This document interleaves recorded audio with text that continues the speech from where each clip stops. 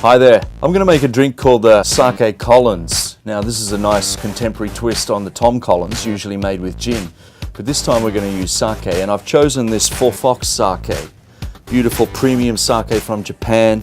So that's going to be the driver of this drink. But we're going to accent that with a little touch of the elderflower cordial from Monin.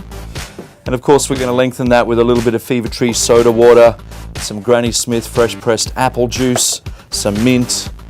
We're going to garnish it with some edible flowers. So really easy to make, refreshing, great looking cocktail, and one to enjoy as the afternoon turns into evening. Let's get into it.